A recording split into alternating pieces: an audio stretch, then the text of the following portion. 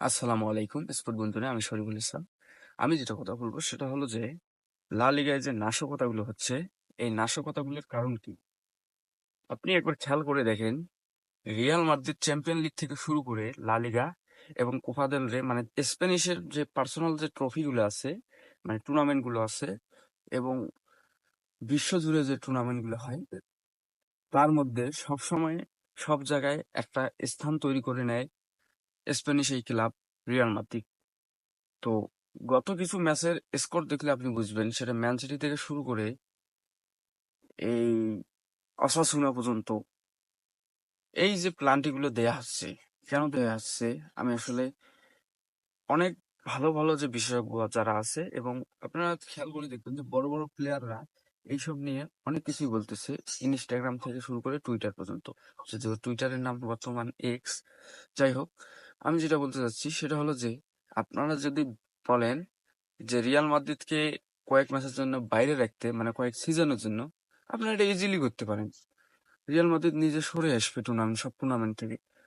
তার মধ্যে আপনারা এই যে কিছু কাহিনী করতেছেন, হুদায় এই প্লান্টি গুলো দিচ্ছেন, অনেক সমস্যার সম্মুখীন করতেছেন। আসলে এই বিষয়গুলো আপনারা যদি ডিরেক্ট বলে দিতেন যে এবার চ্যাম্পিয়ন লিগে রিয়াল মাদ্রিদ খেলতে পাবে না, এবার লা লিগায় খেলতে পাবে না, এবার কোপা দেল রে খেলতে পাবে না, এগুলো আপনারা বলেই দিবেন, তাহলে তো রিয়াল মাদ্রিদ নিজেই সরে আসতে পারে।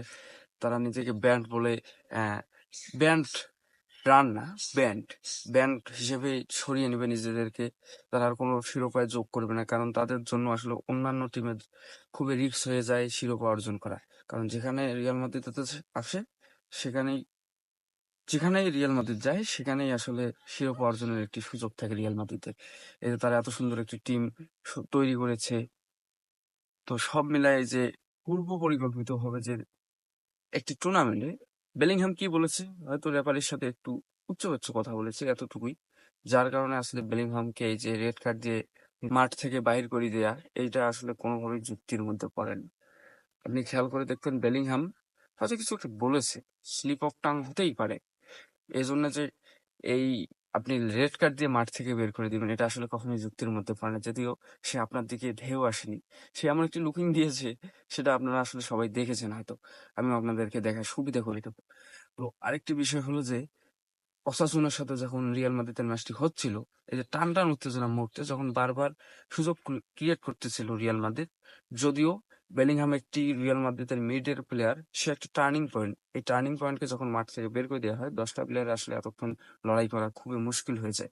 মেইন কথা হলো যে লা লিগার হয়তো উপর থেকে নির্দেশনা আছে, এবার রিয়াল মাদ্রিদকে যেভাবে হোক টুর্নামেন্ট থেকে সরিয়ে দিতে হবে। যদিও পেরেজের বিপক্ষে গিয়ে ডিরেক্ট কথা বলা খুবই মুশকিল, কারণ পেরেজ অনেক শক্তিশালী একজন পার্সন, মানে রিয়াল মাদ্রিদের সভাপতি।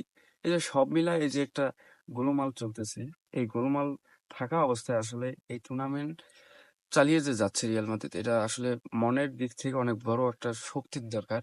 সবকিছু উপেক্ষা করে এবার লা লিগা এবং চ্যাম্পিয়ন লিগের যেন বড় একটা অংশ হতে পারে রিয়াল মাদ্রিদ, আমি তাদেরকে শুভকামনা জানাবো। ধন্যবাদ।